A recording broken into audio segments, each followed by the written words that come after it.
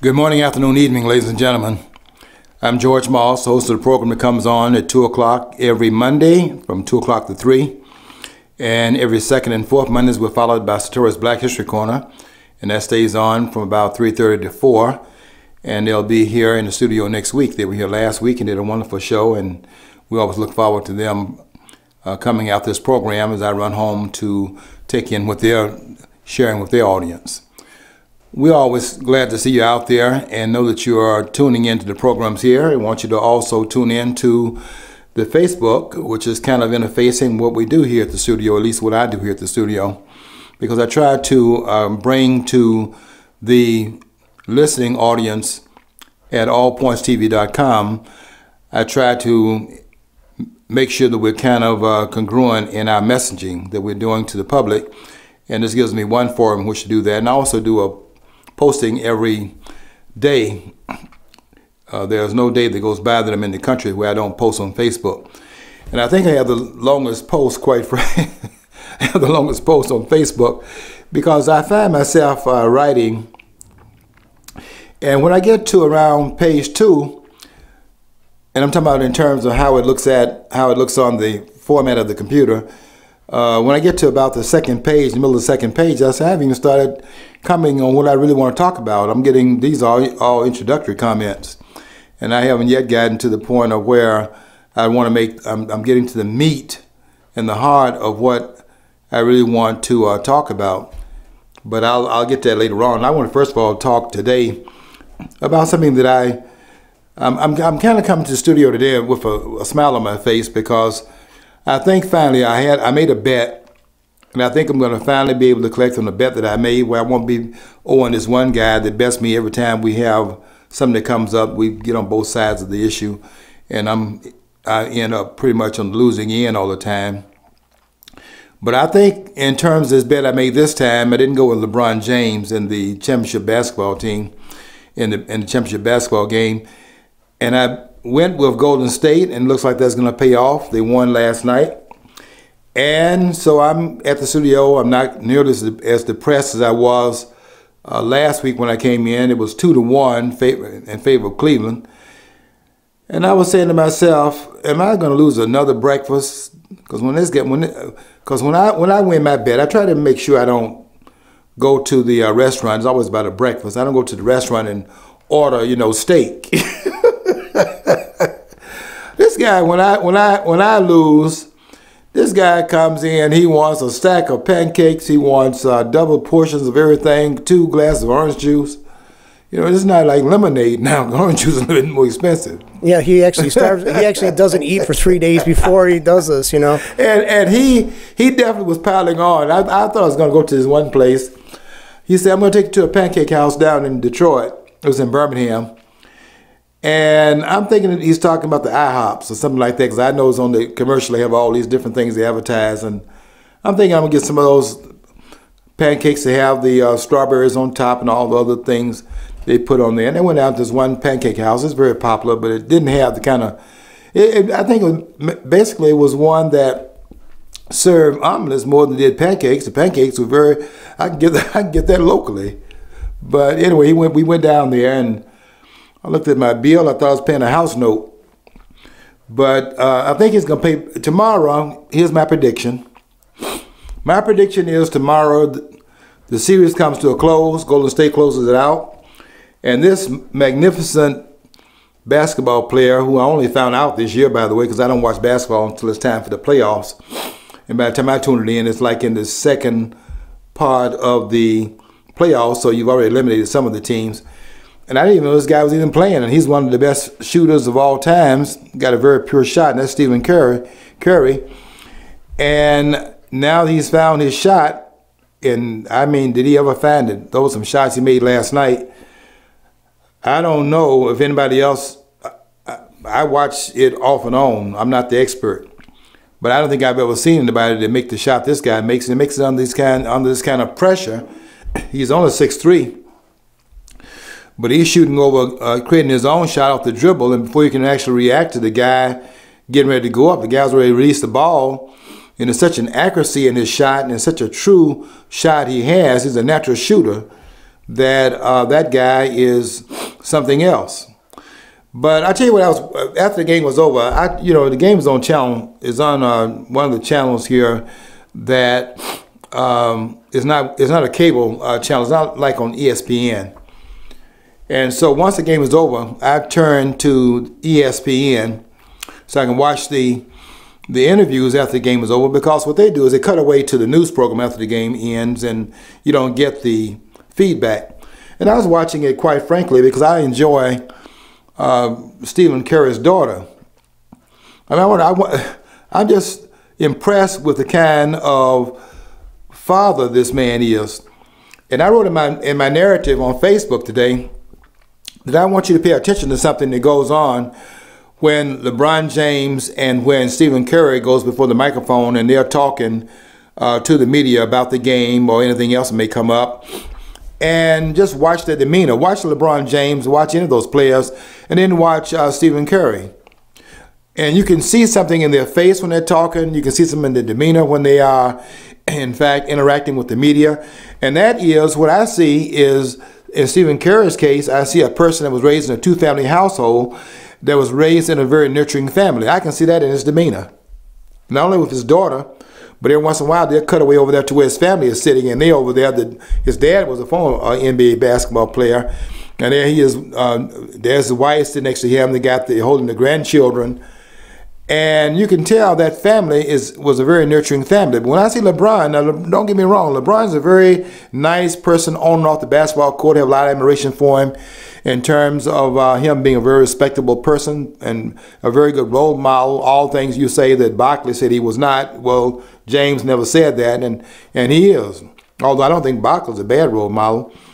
But when you see them talking to the media, there's a dimension of something in the personality of LeBron James that is missing, and notably missing, that you don't see in Stephen Curry. He's very calm. I'm talking about Curry. He is very calm, very cool in his demeanor, very sure of himself. And you can tell that comes from something. And when I look over there and see his family and see him interacting with his family after the game is over, kissing his wife, and his mom and dad is there. They're holding his daughter. And he comes over and he kisses the daughter after the game is over, and then she goes and hugs. She's being held by her grandfather, and she goes and hugs the grandfather and had a big smile on her face. That girl knows she's loved. And you can tell that there's something there of substance. But I don't see that in LeBron James in terms of something missing in LeBron James's personality. He's a very nice person now.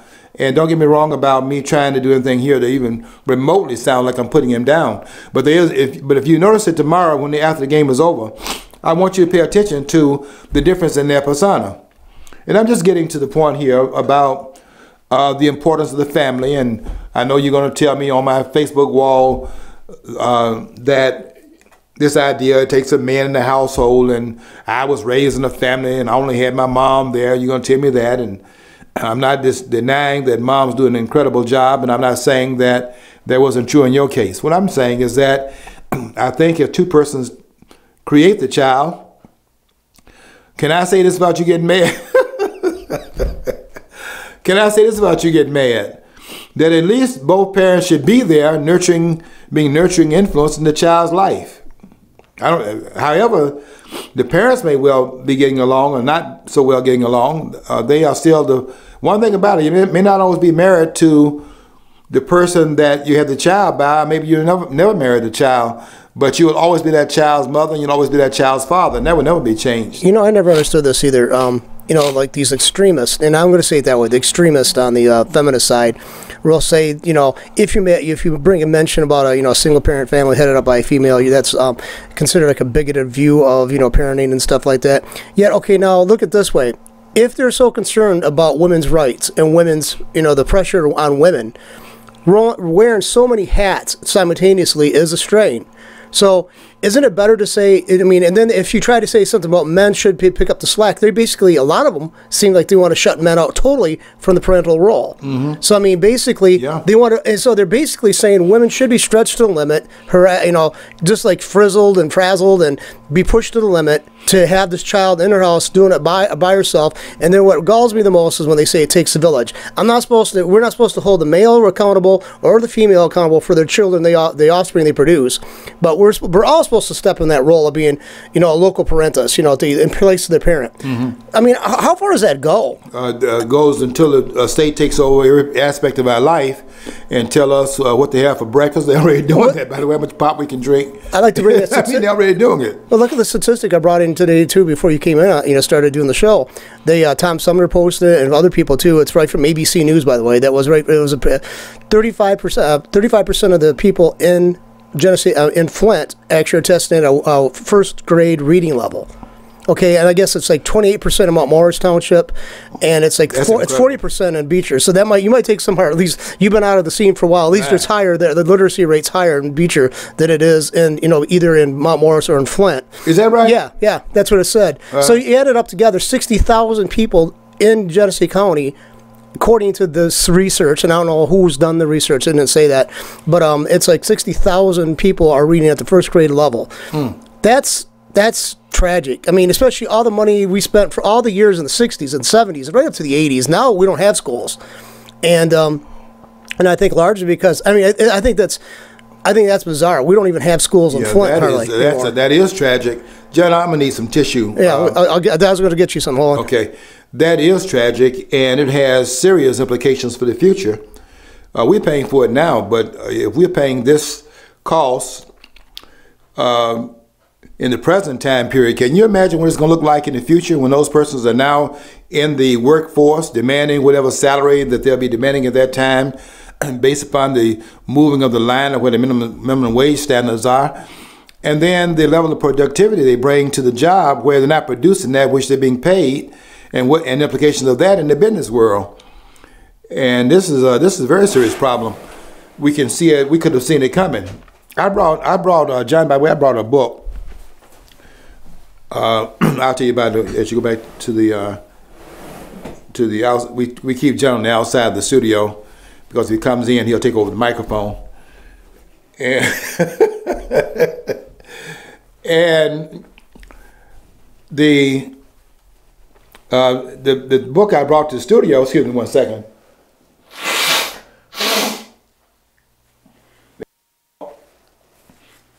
If I don't take care of my snozzle, I'm going to be up here not being able to talk in a few minutes. I'm going to be so caught up in this. It's certainly not the flu, but the cold that I have. I don't know. Maybe I'm drinking too much coffee. But I'm reading this book right now again. I read it back in it came out in 1987. It's called The Closing of the American Man. You may have heard of this book by Alan Bloom.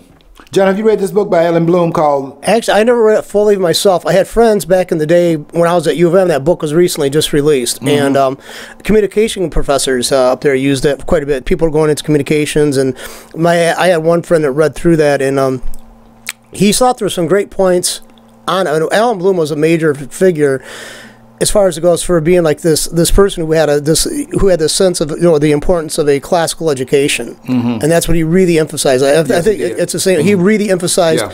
I mean, he wrote a great book about Shakespeare that I'm reading now. Actually, pretty much on and off for the past few months, about how Shakespeare actually gave us the modern day plays and stuff like that. It was because of him. We actually have character development, we have plot development, stuff like that in our modern day cinema and theater. So I mean, it was that book in itself was really good. But I remember the reaction there. It was that was a very controversial book in its day. Yeah, it was very controversial. The Closing of the American Man. He wrote this in '87, and you're talking how many years would that be? That's 28 years ago, almost 3 decades ago, and the Closing of the American Man, which he could take as a template back in that time period. We are now 30 years almost on the other side of his having written about that, and we now see where that has led to in the present time period. And it's even worse now, John. You were just saying about the persons in the county reading on the first grade level. That has all kinds of serious implications. We were talking at the beginning of the program about this, and part of that is a family situation also. We talked about these families, and John was making a point about takes a village to raise. They talk about this takes a village to raise a child. Raising a child is a parental responsibility, not the state responsibility. It's the parent's responsibility to do that. And a lot of times what you see is some of these unhealthy families where when the parents break up, they want to use the children against each other so that the children are being damaged in what really should be a breach in the relationship between the father and the mother. I mean, the wife and husband, and not father and mother. It becomes a breach that is in fact extended into the life of the child. And I know in my own case, I have a very good memory. My mother and father were divorced, and I was probably, my dad was not in my household, I think after I was about 5 years old. But I will never forget a situation that occurred when I think I was in high school at this time. And I remember my dad was in Detroit, we were in Birmingham. And our dad was supposed to send for us. There were 4 of us that were boys, and we had one sister who was the oldest of the siblings. And she would never go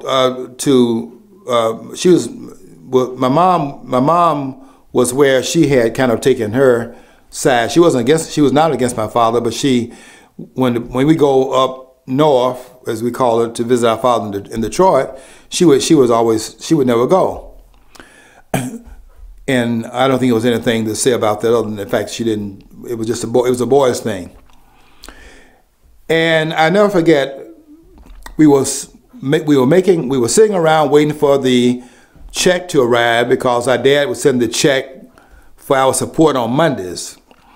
And so we knew the check would come, and we thought that our ticket to ride the bus to Detroit to visit our father would come in the same envelope. And we waited all day for the mailman to come. When we finally saw the mailman coming, and our mailbox out there at the street corner, and because our yard was real long, and they didn't want to walk way back there, and you had to put this mailbox out there to the front.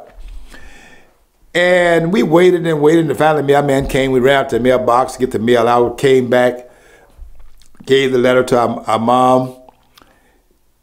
Mom gave us a letter that was in it. There was no check there for us. We went outside on the porch, and we read the letter. We didn't know that the check wasn't there. We thought our mom had taken it and was holding it. And we read the letter, and our dad wasn't going to come and pick us up. And so here we were, very disappointed. I probably was the most disappointed one of all. So when I got through reading the letter, I went in. My mom was sitting. I never forget this as long as I live. My mom was sitting in the kitchen, and my sister was doing my mom's hair.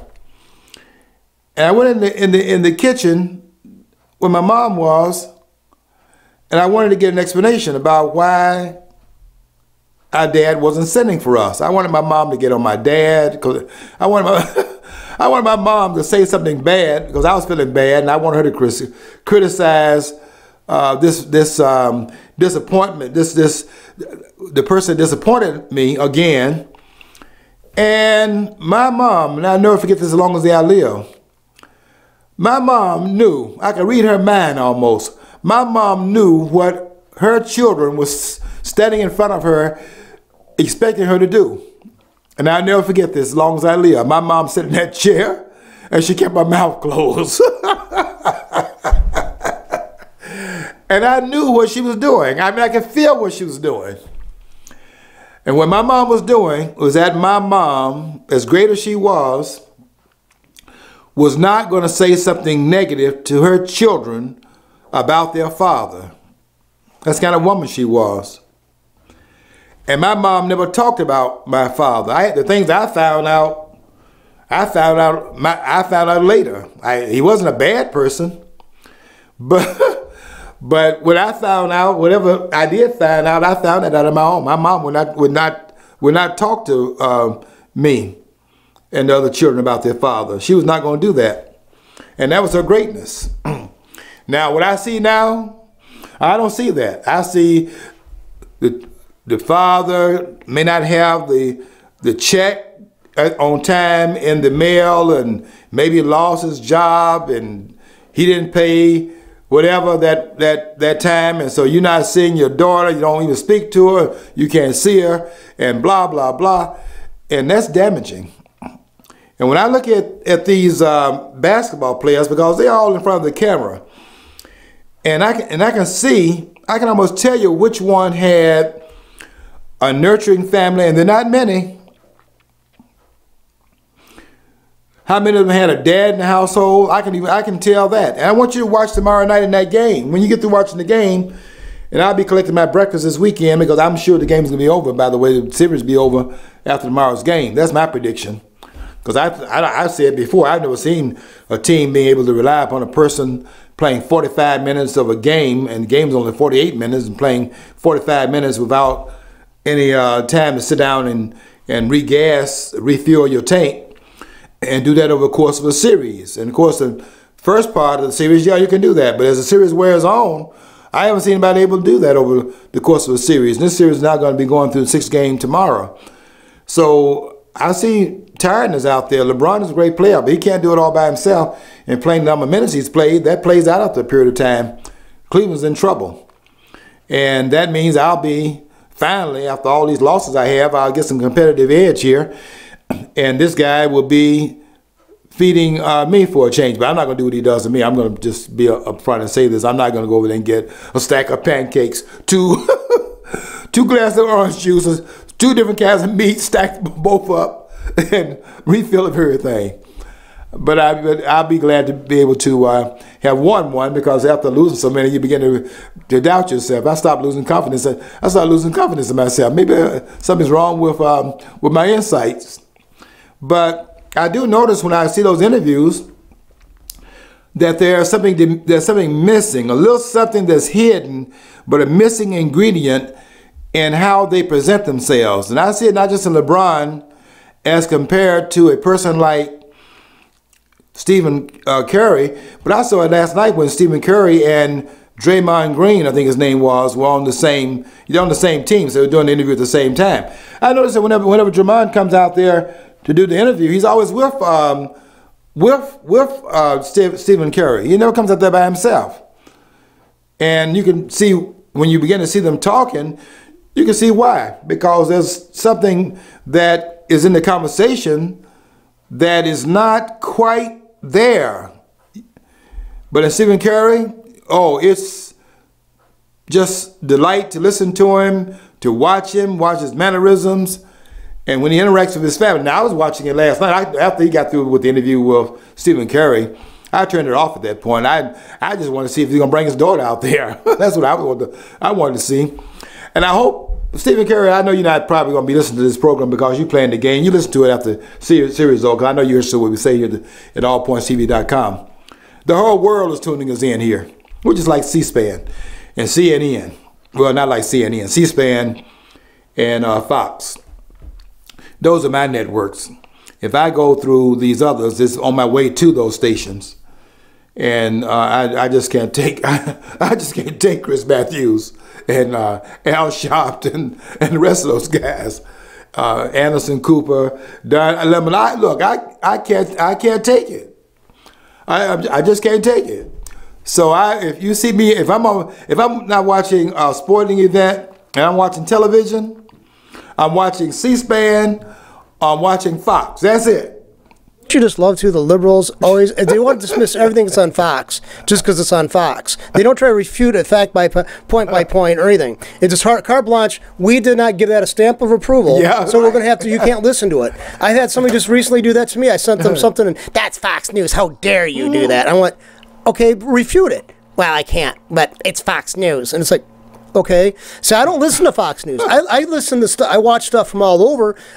People post on Facebook. I go and watch it or read it. I'm on the email list for Daily KOS, which is basically a communist publication. I know it. So I get their information too. I get notices from the ACLU because I used to give them money every month, but I kind of abandoned that because I think they didn't do enough for the Patriot Act and all that stuff. I think they kind of wandered away from the Patriot Act and about 1-2 more for gay rights. Well, I'm not gay, so and it's like, okay, I mean, they get married, okay, well, big deal. Concentrate on something that's going to hit everybody in the United States rather than a small minority within the United States.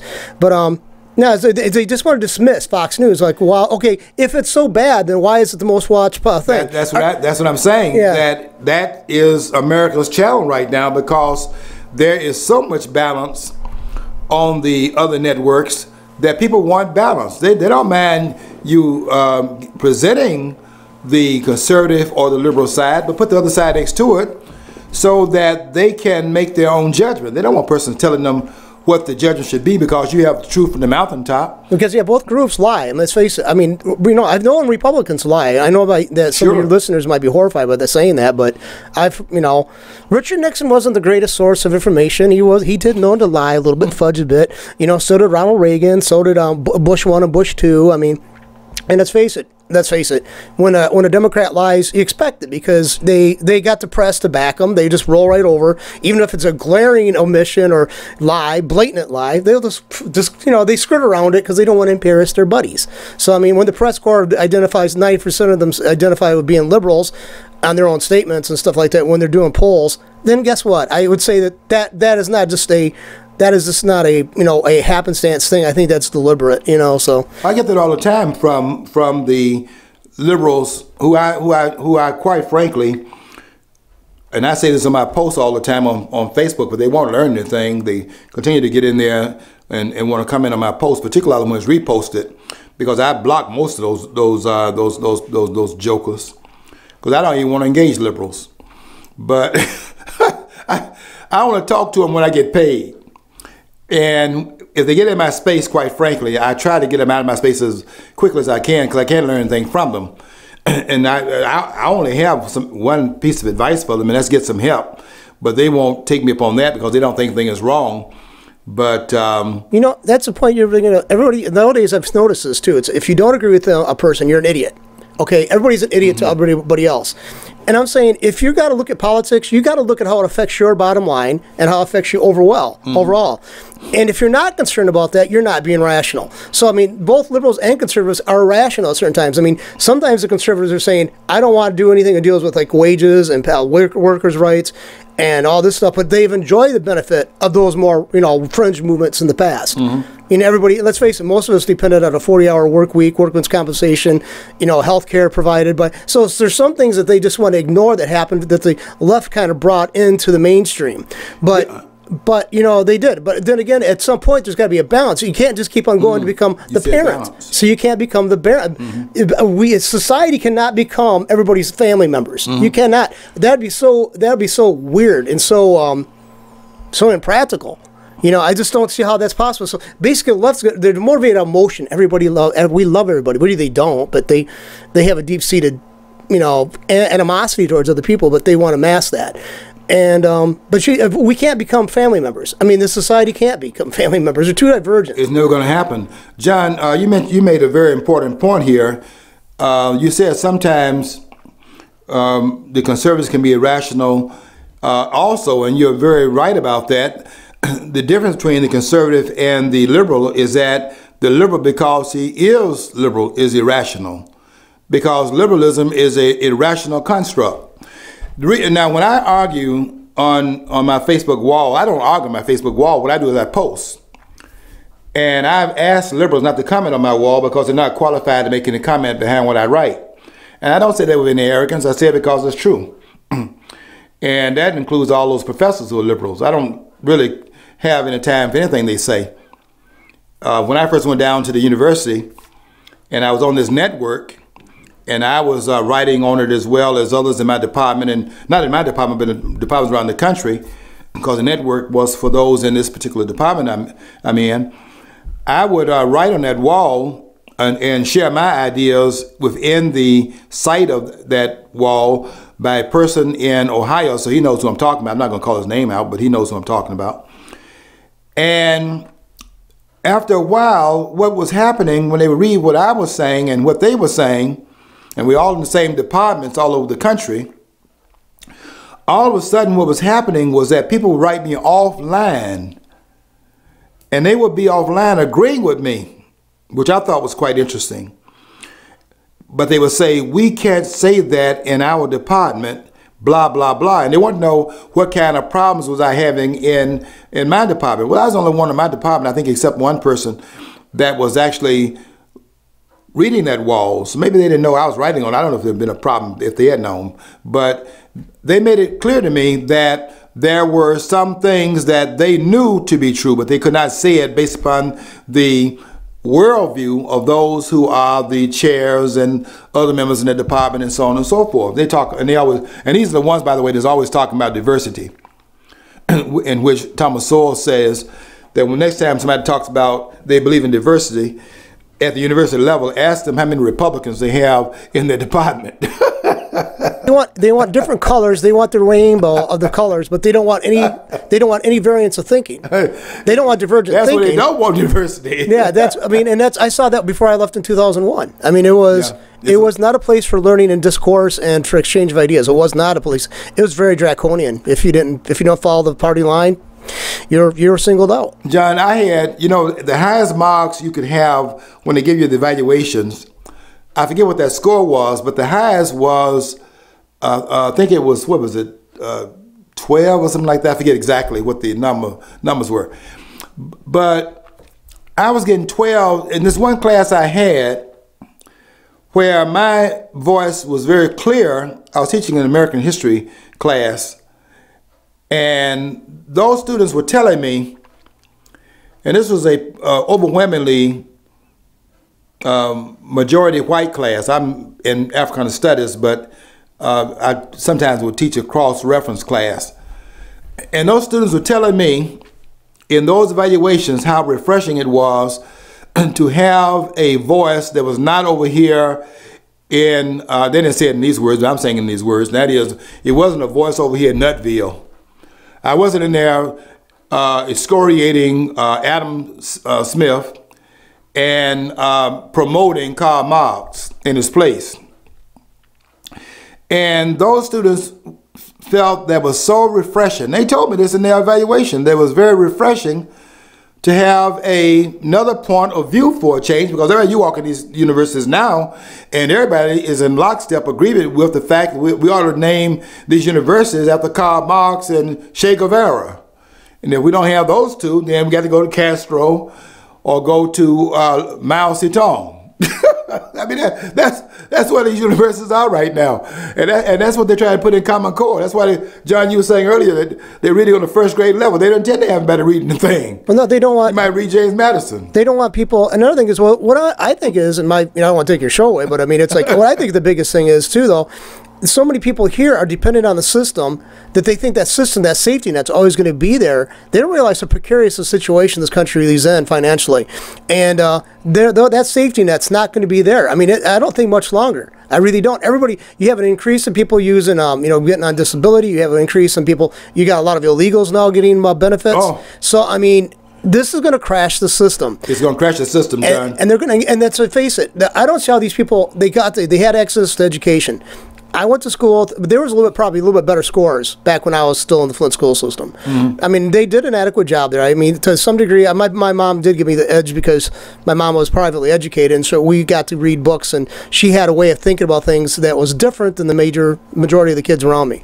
But I mean, other than that, let's face it, everybody can have an input in their child's life, and that's what these people are not doing.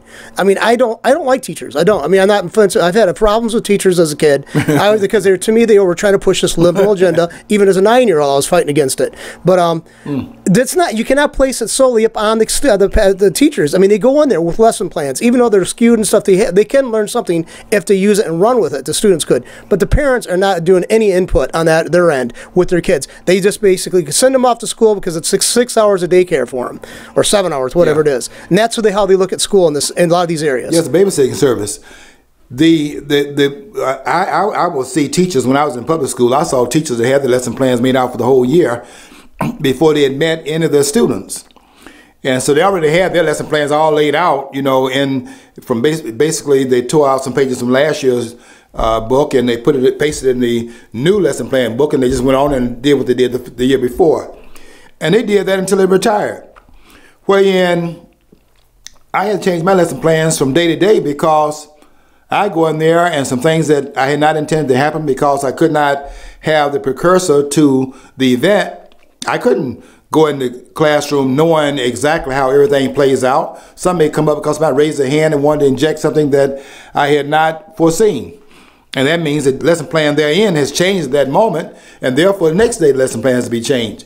So I was constantly altering what I would have to deal with based upon what had been dealt with before, things that I had not been able to foretell before I got into the classroom.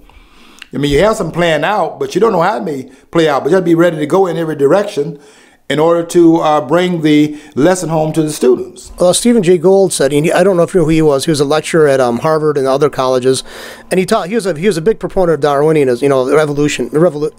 But great man though. He used to write for one of the magazines for the Natural History Museum that I used to get the magazine. But he said when he was a student, he saw that teachers were reading from these dog-eared notes that were probably 30, 40 years old. They started, you know, they had when they first started their career. He said he was finding himself as a professor each semester dumping them into the circular file, the trash can, and typing up new notes for the next coming semester because there's new information coming in. And see, some people do, like you mentioned, that some people are just so rigid they can't see a lot of times, you know, a day-to-day experience can actually open up a possibility for a greater learning experience than anything anticipated with the lesson plan. You know, and so that's you got to have that flexibility. You know. Yeah, you know, I had a lot of different experiences. That I have to write a book about this one day in terms of some experiences I had in public school. But I was in the principal's office all the time. They would call me in, want to know why the student's opinion was not acceptable in my classroom and blah, blah, blah. I mean, I have students raise their hand and they object. And I would ask what was the objection based upon. When they started talking about I feel, I thought that was James Brown, I feel good. Or I don't feel good. I didn't feel good about what you just said. And I would tell them to shut up. And so and I got a conference downstairs in the principal's office. They called me down, they got the parent in there, and they said, Will Smalls, doesn't he have a right to his opinion? I tell him no. The only opinion in my classroom is going to be the studied opinion. This idea of, you know, you put your hand up in the air and the wind blows this way and it blows over there. Okay, that's my feeling today, and tomorrow the wind blows different. That's my opinion that day. That doesn't work in my classroom. You got to bring something in here that gives me another way of looking at it from something that you have in fact studied, because I'm giving you a studied point of view, and to give me noise in return is not acceptable. And I had a lot of students go to college, by the way, and they come back and they would thank me for that, because I put, look, this is hammer time. You raise your hand in my classroom trying to voice an objection, and you're going to tell me how you feel. And when some would talk. That was I had a really good group. I had this one guy. He's a doctor now. I think it's at Northwestern University. Got a PhD. I won't call his name out, but he was a good student in that class, in that school, in my class, and also in the school. And you could tell he was going somewhere. Couldn't get no girlfriends though, because who wanted him? He was reading his books. He wasn't playing basketball. And so anyway, he was in my class, but in the back of the room, he sat right in the front of my desk, but in the back of the room where the numbskulls sat, I mean, they were not bad students. They weren't good kids and everything. But, I mean, they're back there in the back. And they raise their hand and just go off on anything and has nothing to do with anything that's relevant, didn't even have anything to do with the price of tea in China. And when they would get through, I would say, what was I supposed to learn from that? And I would say, or I would say this, I would say, I didn't learn anything from that. Because I think that when you're talking, you ought to be saying something. You know why? Because there are other people in the room whose time, I don't think that in a classroom you have the right to waste anybody else's time. You're not supposed to use speech. Well, I'm not for suppressing speech. Let me put it that way. What I'm going to do as a classroom instructor, though, I'm going to suppress noise. Now, your opinions have merit if they're based on something. In a classroom, this is an academic environment.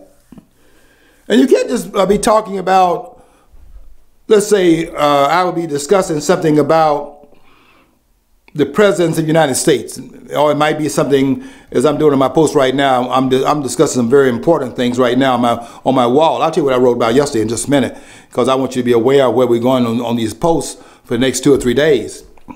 Because I'm going to some areas here nobody else has ever gone into, but we need to go into this area here to be able to understand what's happened to our country. Because they're taking this country right now in some directions based upon a false narrative they're running, because they have a devious purpose behind what it is that they're doing. And I've caught them at it, and I plan to explain it publicly on Facebook about, you know, what it is that they're doing. But my view is a studied view. And in an academic setting, I have the responsibility as a classroom instructor not to let students sit in the room and be all over the place, jumping all over, because people are in there emoting and not giving information out, which is the classroom is designed to do. This can't be going off into a tangent, and I'm over talking about let's say the presidents of the United States and some of those things that around the area of the history, and they start talking about the price of tea in China, how much rice they got over there. I think this sums it up. This is from the movie Billy Madison. You want to hear this clip? I would. Yeah. What you just said is one of the most insanely idiotic things I have ever heard. At no point in your rambling, incoherent response were you even close to anything that could be considered a rational thought. Everyone in this room is now dumber for having listened to it. I award you no points, and may God have mercy on you. Who was that genius again? That was from the movie Billy Madison. It's like, this guy had to restart to go back to school all the way from the first grade all the way to prove that he could actually take over his father's hotel chain. Okay. And that's after he was engaged in this like basically academic triathlon. And he said something. It's like he thought he was like you trying to dazzle him with bull, you know. And that's what the moderator said to Billy Madison at the end of all that. So yeah, John, did you see this movie called Back to School starring Rodney Dangerfield, where they had Kennison. What's Kennison's first name? Sam Kennison. Sam Kennison, the one who used to do all that yelling. And he was brilliant, by the way.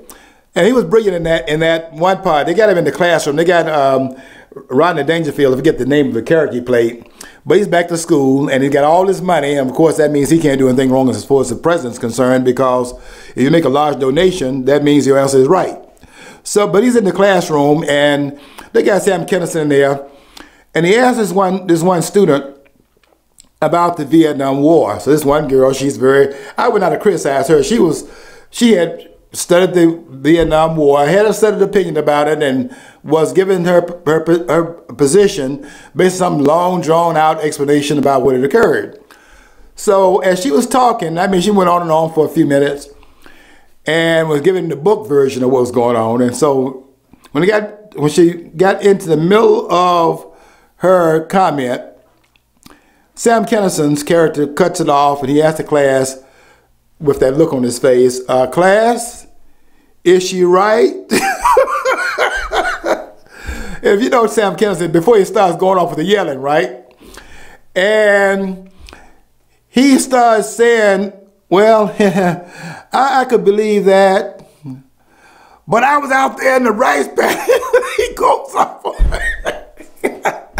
and there was this person with, I had a gun in my hand and blah, blah, blah. And he just puts it down from one end of the classroom to the other. And he gets so up there emotionally, he loses control of himself. And Rodney Dangerfield says, hold it, professor, because the guy done tore the desk off in terms of being upset with the girl. And so Rodney Dangerfield said, hold it, professor, calm down. So now he turns his attention to Rodney Dangerfield. And he says, okay, Mr. Know-It-All, what do you think about what Truman did and blah, blah, blah? And then Rodney Dangerfield gets up there on that emotional level and says, what he should have done was bomb those communists, blah, blah. And then at the end of that segment, you have Kennison saying, coming down now, he says, I like the way you think. It was a classic. I like what Rodney Dangerfield says afterward. He goes, he cares deeply about what? I have no idea. That was a classic, wasn't it? But those are the interactions in the classroom. And if learnings can be obtained from it, it should be able to be ordained in the classroom, regardless as to the point of view that is being offered, provided that it is a studied point of view. But you can't inject nonsense into an academic setting and think that's acceptable. And I'll be in office sometime. They say, well, Mr. Moss doesn't have the right to his opinion. I'll be in there with the parent and the student. They're ready to think the principal is going to endorse it. I'm going to go along with it. And I stand up when I would give an answer. I stood up one time in the office of the principal. He was up there looking, couldn't believe I was standing up. I wanted to emphasize the point. I said, no, he doesn't. Let me explain to you exactly what I mean. He does not have the right in my classroom to raise his hand and take the class over to a different place over here in Siberia, and we over here in China. Siberia's in Russia. So that's not going to work in my classroom. And I have a lot of students who go to university and come back, and they have to visit my class because they got some more understandings now, and they understand what I was doing, and they over there and being successful. But what I did, I clamped down on that noise. Now, I didn't clap down on speech. I clapped down on noise. Now, if you think that you have the right to make noise, go out there under the First Amendment and play your bugle at 2 o'clock in the morning. I had some people from this they were Jehovah's Witnesses. They meet at my house on Thursday, and I'll let you in. I don't have a problem. If you got something you want to say, I'll listen to you. I don't know about you. I'm a Baptist, so you can't convert me, particularly with my brother-in-law down there. He took over the church from my father. If I convert to anything else, I have to look out for a hit team visiting me here in Flint. And I better get down there at least every 2 or 3 Sundays to visit, or they come up here and get me for that. But now this guy was over my house last Thursday. He's a Jehovah's Witness. He and his wife come by, and if they're not there at 10 o'clock, you can believe this, but within 5 minutes, I can expect them to be knocking on their door. And they stay to 11:30, and I'll sit there and I get my article posted up, hopefully before they get there, and have that up and running. And when they get there, I mean, they bring their own coffee, so I have to worry about providing the coffee, but I would do that as well. But I listen to them because if you got a point of view and you studied something, I'll listen to you. I don't necessarily think you're going to convert me, but I can listen to another point of view because it's a study point of view, and I'm involved in the life of the man. I mean, that was my calling. I like to deal with ideas, and I'm not against anybody who has ideas. But liberals, you don't have any ideas. You're parrots. I can't listen to liberals, and they can't understand that. When I tell them to get off my post, I think I'm being unkind. Get off my post and stay off. But I listened to that. So this guy came by my house last Thursday. He was telling me that in his yard next door there are these pit bulls. Got 2 of them in the other yard, and all they do all day and all night is bark. And I said, well, have you talked to the owner about it? He said, no, they wouldn't be amenable to me talking about it, so I'm just going to go downtown and file a complaint. Well, I'll tell you right now, you can hold the Constitution up all you want to and say, well, my dogs are speaking for me. By them barking, they are actually keeping the burglars off by me not having to tell the burglars out of my own mouth, don't come in here. That's my speech through my dogs. And I'll tell you right now, what they're going to do is go to that house and tell that guy that noise is unacceptable. I'll tell you another thing. Turn your radio up and be rattling those windows like you do, and see what they do about that. You can hold the Constitution up there if you want to, but you know what? The Constitution doesn't allow you to be making noise. You understand that? So when they make noise, I wouldn't be criticizing speech. I criticize noise. You have the right to speech. But I don't see the word N-O. Let me spell it for you. N-O-I-S-E. It ain't N-O-S-E, nose. That's what they do today, what John was saying about this first grade stuff, people reading the first grade. I see so many misspelled words right now that are just kind of Miss Reed, my 12th grade teacher, would be turning over in her grave if she was still alive, reading some of the stuff that's put on Facebook. When I was in second grade, I was already a peer editor. They used to give me the papers for the other students, you know. Yeah. And I was like, every time I saw like somebody using the improper way of using to, or the wrong to, like T-O-O-T-O or T-W-O, it's like it was nails on the chalkboard. I went, I'm the same age as you guys. Why can't you get this down? Yeah. John, do you remember that guy that was, there's one guy that went, what site was he in? Was that in, it was something in terms of something on the internet. He went through all of that which was in that particular genre. I forget which one it was, but he went in there and corrected all the persons that used the words inappropriately. I forget where it was right now, but it was a certain word. He went through all the literature on that site. Might have been in the encyclopedia stuff they put up there, and he corrected every one of those words, whether using wrong T-H-E-R-E, T-H-E-Y, possibly R-E, or T-H-E-I-R, and they had all of it wrong. He went down and I think it's like 15,000 times he saw where the words had been misused. He went there and, you know, changed it in the text, and then typed back in there the right form of it. And I understand that because I'm meticulous the same way. I mean, I'm not going to do that now. Don't get me wrong. I'm not going to go in there and go. I'm not going to take my time to do that. But I do notice it when people are using the wrong words, sound like, pull your ear, sounds like, and that's not the word. But they don't respect English, and they don't respect the correct use of words. I remember one teacher, John. You may remember this right here. I'm a little older, and you probably and plus you probably were a smoker, and neither was I, except when I was about 7 years old. I pick up some cigarettes off the curb and go into the house and smoke. And then my mom caught me one day, and because I didn't know the smoke was going in the bathroom window where she was, and she came out and looked under the house because they had this house on these pillars, and I was able to crawl in there and I take a puff. I didn't know the smoke was going into the bathroom window. My mom came out and looked under that house. George, come from under them. And from that point, all my urge to smoke went away, particularly when she put a smoking on a part of my anatomy that I wasn't able to sit down in class the next day. I wanted to go to the board and work the problems out on the board. But they had a commercial on TV, and the commercial was about Winston. Was it Winston or Lucky Strike? One of those two cigarettes. And it said, I think it was Winston, and it said, Winston tastes good like a cigarette should. And one of the English teachers back in the day when they knew English and they made us conjugate verbs and they had us diagramming sentences so you know what the verb was, what the subject was. You put part of it down here and part of it up there, and you had to know where the prepositional phrases were. All of these things you taught before they start telling us about, we got to learn about transgender sexuality so we can know who Caitlin is. This is before that time period. And how to put something on a cucumber, just in case you might have to use it when you're about like 8 years old. And teaching that at 7 years old, so when you turn 8, you'll know. This nonsense. So before we got to that stage of education, when education really meant the fundamental, let me explain those to you. Reading, writing, and counting. That's it.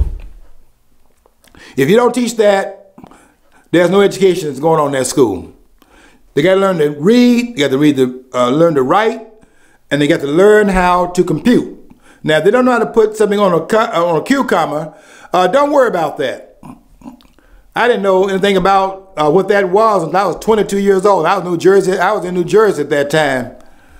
And well, I'm getting too personal here, but I was 22 years old before I knew anything about that stuff. I was in my books, and I couldn't even relate. I was scared of girls when I was in high school. Even when I was in college, I didn't have.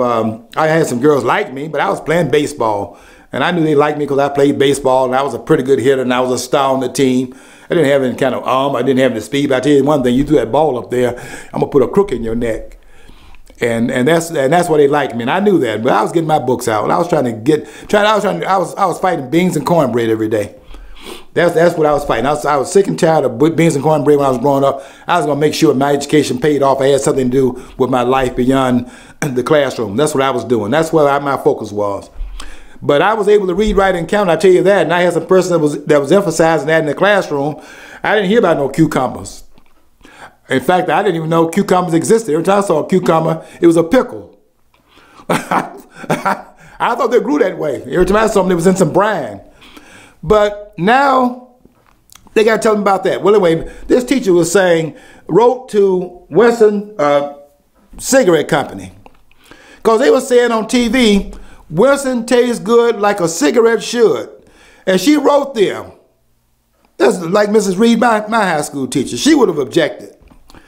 And she said that the grammar is wrong because you should say Winston tastes good as a cigarette should, not like a cigarette should.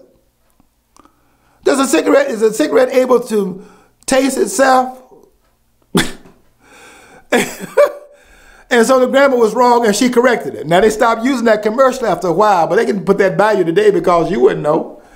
Because everybody's reading on the first grade level and that sentence right there, and then Hillary Clinton, what difference does it make?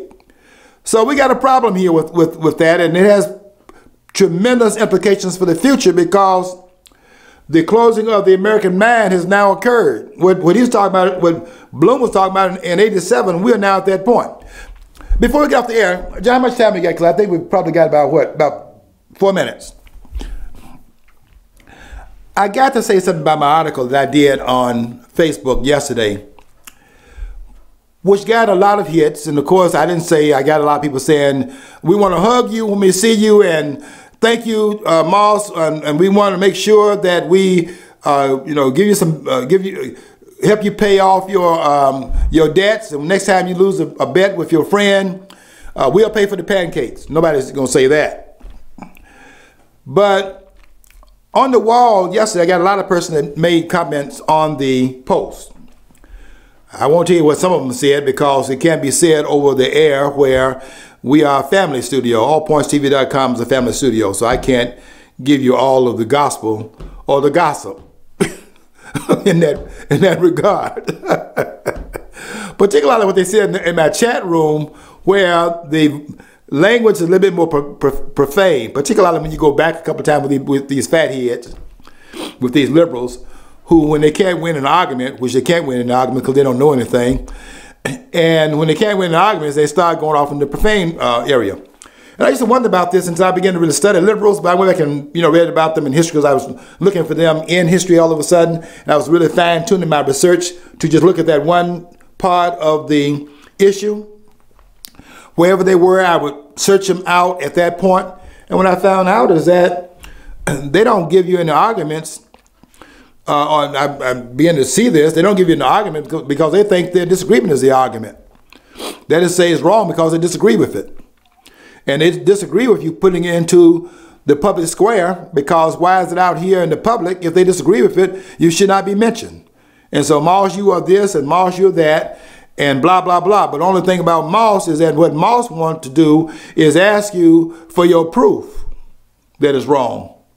Because you telling me it's wrong, I don't believe you, and I don't believe you can prove that I'm wrong by what you know. And so far, I've only been right. Let me try to count this up and calculate this.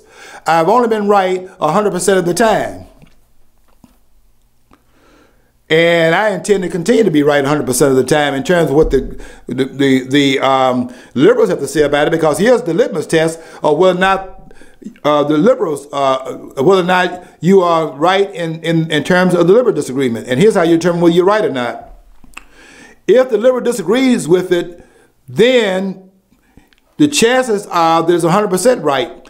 And the only question then becomes, to what degree is your disagree with the liberal? The only question is, to what extent do you disagree? Because the only problem you have there is that did you take the disagreement far enough?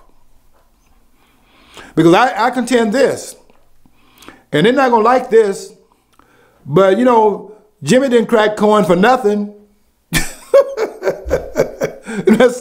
Jimmy cracked corn and I don't care. Jimmy wasn't cracking corn for nothing. I mean, I'm going to shucking of the corn, but why? Well, I'm telling you this. I don't care what liberals think. I dismiss them as being serious, because if they were serious, they would not be liberals. That's the way I see it. I see a distortion in liberals' consciousness, and I intend to point it out. Anyway, I wrote yesterday an article, and they were all over this article. Most of them were complimentary of the article. You know why? Because I'm opening up some areas right now. I'm on a whole different level than now than I was even 3 or 4 years ago. Because I have some insights now that I didn't have then, and I'm continuing to refine those insights. I'm writing some things now that nobody's written about. That's just a fact. I'm not bragging about it. I'm just telling you what's really going on. So a lot of people have been asking for friendship because they're posting this and they're posting that, and people find out that I'm there and they come and ask for friendship. I go on their wall first, see what's on their wall, and if there's somebody that just came on, if somebody, if I see some fathead is asking for friendship, and I go on their wall first, see what they're saying. If they're saying some stuff over here that's over there in Siberia, and I ain't in Russia, I just simply cancel it. And a lot of them are locked down because I have now put a lot of them, not a lot, but enough. I blocked them so that I don't have to read their stuff, because you're not wasting my time. But I wrote this post, and I said that the racism issue is the biggest scam in American history. Nothing but a scam. And what has happened, and I want you to read the post to be able to go into it, both yesterday and today's post, and I'll be finishing up tomorrow, because I'm going to be talking about this lady that was passing for black, that was over the Spokane, Washington chapter of the NAACP, and that has all kinds of implications that none of these civil rights persons are mentioning. And what they're doing there, you have not picked this up, but I can tell you what they're doing there is that they are doing misdirection here. They're saying, for example, we want all people to be in the NAACP, and we're for all people, like the HUR, you're not even for black conservatives. So you can forget that. You're not for all the people. What you're doing is using this tone here to avoid something else that really is a story behind this woman claiming to be black. You know what that is? What you're hiding here, let me break it to you. What you're hiding here is that this woman wanting to be black, and Elizabeth Warren wanting to be Native American, is killing the racial narrative of white privilege. Imagine that. Can you imagine somebody being able to say, if people could understand the implications of what this means, that you're saying white privilege when whites are refusing to be white? It kills the whole narrative of white privilege, because nobody would change white privilege for white disability. So the white privilege cannot be true. If it's privilege, then how do you explain affirmative action? I'm ready to hear that answer from any of you experts out there, you college experts. You too, Ivan Cass Nelson, in your book, Your Nonsense, I read your book too, when affirmative action was white. When was affirmative action white? When? Nonsense. I saw him over there in Michigan State. And we went a couple of rounds over there. I'm not buying. He's a brilliant man, by the way. From Columbia University. But that's where those Marxists are. And he wrote this book called "When Affirmative Action Was White." When affirmative action was never white. What you had there was discrimination. And they want to call it affirmative action so that nobody will understand that affirmative action today, which is by the name of affirmative action, is discrimination discrimination by another name. That's what I was going to say. When they're saying that's affirmative action, preferential treatment, racism, then basically they're saying it's okay if we're racist, not you though. You can't be racist. Yep, that's talked about in the book written by Jared Taylor. And I have a lot of respect. I don't necessarily agree with everything that Jared Taylor says, and his orientation may be a little bit different than mine, but I definitely respect for him. I have a lot of respect for him in his book called Paved with Good Intentions. And in his book, he talks about how people that once called for non-discrimination, colorblind society, when they were carrying the flag around, and they were the ones that were saying we shouldn't discriminate. That's back in the time when they were in Selma and they had the flags everywhere. But did you notice when they revisited Selma 50 years later, there were no flags in sight anywhere? You know why? John, did you notice that? When they had, when they did the 50th anniversary, you know, Obama down there. That's a month or two ago, a couple months ago, right? Yeah, in March, you know, because that was the 50th anniversary. John Lewis was down there. Yeah, I didn't see any. I can't ever. There were no flags. No, there was no flags. There's like. Go look at the march in 50 years ago when they marched in the Selma. Flags were everywhere. American flags were everywhere. But you know why there were no flags 50 years later? Because they changed their minds. And they mad at Clarence Thomas because Clarence Thomas is holding the banner, and now he's old school, he's outdated, and he's Uncle Tom because he is still saying what they once said. But they don't believe that anymore. And Jared Taylor points that out in his book when he now, when it's now clear that they were really complaining about whose ox was being gored. They didn't have a principle about it. It was just that they were being affected by the discriminatory conduct. And they're just as unprincipled now as the other persons were. We got to wrap it up. Okay, folks, read the post. I guarantee you'll not be wasting your time, particularly the one I'm doing today, and I'll finish up tomorrow. But until I see you next week at the same time, 2 o'clock to 3, I want you to follow your dream. Because if you don't follow your dream, you'll never know what's on the other side of the rainbow.